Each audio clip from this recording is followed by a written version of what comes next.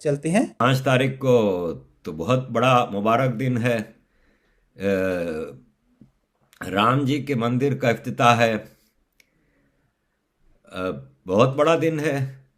एक बहुत ही गलत तारीखी फैसले का करेक्शन किया है आज की सरकार ने। Appreciate it.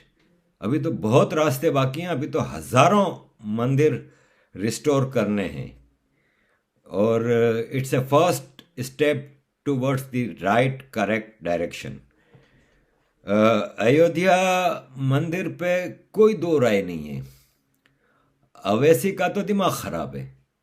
अवैसी तो पागल हो गया है, और जब पागल हो जाए तो पता नहीं इंडिया में पागल खाने हैं कि नहीं है। पाकिस्तान में तो हैं। बेगैरत, तुम कौम को बताओ कि तुम्हारे पुरखों ने क्या क्या था यहां पे। हजारों मंदिर तोड़ दिए, ये नहीं बताओगे तुम? बेशरम, थोड़ी हया है? बेगैरत, तुम अपने आप को मुसलमान कहते हो? मैं कहता हूं तुम मुनाफिक हो, और मुनाफिक की इस्लाम में कोई जगह नहीं है।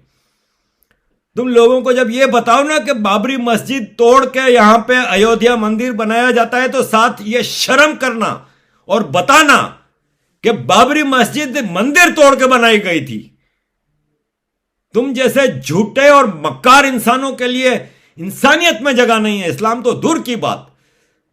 तुम लोगों के अंदर मुनाफकत के अलावा और कोई काम नहीं है। तुम दोनों भाइयों का एक ही काम है, नफरत फैलाना।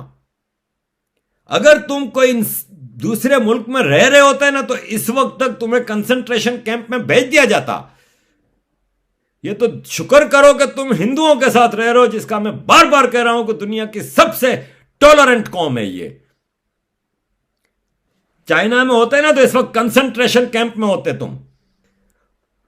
Islamic Republic of banana Republic of Pakistan का सदर बेशरम इंसान आरिफ अलवी, जिसकी मैं किसी दिन आपको स्टोरियां सुनाऊंगा तो आप लोग कहोगे कि ऐसे ऐसे पाकिस्तान में सदर बनते हैं। तो भाई साहब, ऐसे ऐसे ही बनते हैं। इंसान का बच्चा पाकिस्तान में कभी पावर हासिल नहीं कर सकता। आरिफ अलवी के कैरेक्टर को तो मैं बाद में लाऊंगा आपके सामने। जमात इस्लामी का है ये।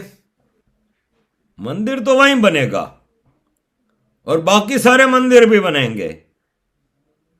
ये बहुत जरूरी है। तो बधाई हो तमाम हिंदुस्तानियों को, मुसलमान, सिख, हिंदू, पारसी जो भी हैं, कि ये एक बहुत अजीम काम होने जा रहा है। और उसके लिए मैं सिर्फ इतना कहूंगा कि जय श्री राम। हमारे पुरखों की हुई भयानक गलतियों, जुर्मों, जराइम में से ये एक छोटा सा करेक्शन हुआ है। अभी बहुत आगे रास्ता बाकी है। हालांकि इसमें कोई एक्सट्रीमिज्म की तो बात ही नहीं है।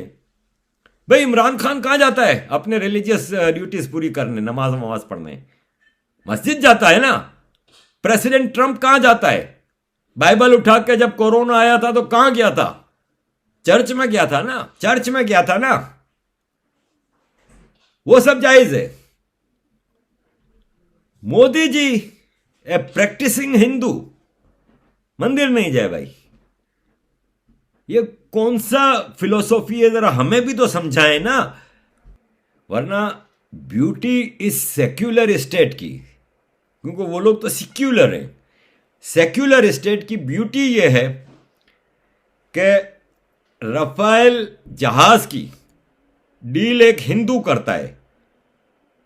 राफेल जहाज की डिलीवरी एक मुसलमान एम्बेसडर जावेद अशरफ साहब, भारतीय एम्बेसडर इन फ्रांस को मिलती है। उस कॉकपिट में बैठने वाला पहला ऑफिसर हिलाल, मुसलमान, भारतीय। और जब ये जहाज आ जाते हैं तो हरप्रीत सिंह, एक सिख, एयर कमांडर के कंट्रोल में जाते हैं। This is the beauty of this beautiful country. और ये सब भारतीय थे। इसमें कोई मुसलमान, हिंदू, सिख वाला हिसाब नहीं था। खाली मैं आपको बता रहा हूं ताकि आपको अंदाजा हो कि इस मुल्क में रिलीजियस टॉलरेंस हाईएस्ट लेवल पे हिंदुओं की तरफ से, सिखों की तरफ से। लेकिन बदकिस्मती से ये अब्राहमिक रिलीजन जो सुपीरियरिटी कॉम्प्लेक्स से निकलने को तैयार ही नहीं है। रिफॉर्म्स जरूरी हैं। हिंदुस्तान के सेक्युलरिज्म को तो कोई उंगली उठा ही नहीं सकता। इसके अलावा आर्टिकल 370 की बात आती है, जिसकी बर्थडे है 5 अगस्त को। पाकिस्तानियों के लिए तो ज़ाहिर है ये डूब मरने का मकाम है। 72 साल इन्होंने जिस फौज को अपने पेट काट के पैसे दिए वो इनको मामू बनाती रही। कश्मीर आज़ाद कराएंगे ये। और आपको तो याद ही होगा कि लास्ट ईयर एब्रोगेशन के बाद पाकिस्तान ने कितना ज़बरदस्त बहादुरी वाला कदम उठाया था कश्मीर को आज़ाद कराने के लिए। इन फौजियों ने कहा था कि हम विस्की के गिलास पकड़ के बैठ के अपने मैसेज में आपके तमाशे देखेंगे, आप 5 मिनट के लिए खड़े हो जाइएगा हर जुम्मे की नमाज के बाद कश्मीरी मुसलमानों के लिए। कौम को मामू बनाने के अलावा इनका कोई काम नहीं। ये पूरी कौम को बेवकूफ़ बना रहे हैं कश्मीर के नाम पे, और अब ये करोड़ों अरबों रुपया खाली इस कैंपेन पे लगा देंगे। क्या आर्टिकल 370 की भारत ने कश्मीर पे कब्जा कर लिया, ये कर लिया, वो कर लिया।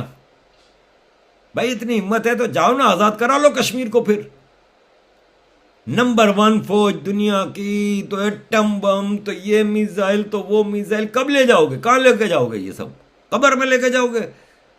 तो फिर वंस एंड फॉर ऑल मसला हल करो। तुम लोग इतने बहादुर हो तो जाओ भारतीय फौज से लड़के दिखा दो।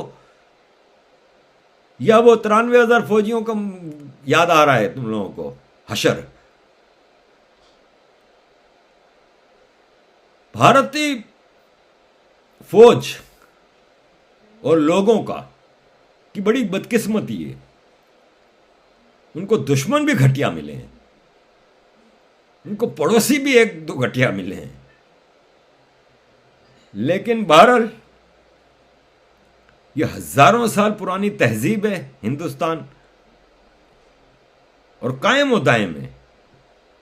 इतनी दुनिया जहां की आर्मीज ने इस मुल्क को नहीं छोड़ा, सब ने इस पे हमले किए हैं। अंग्रेज, फ्रेंच, मुसलमान, भांत भांत के मुसलमान।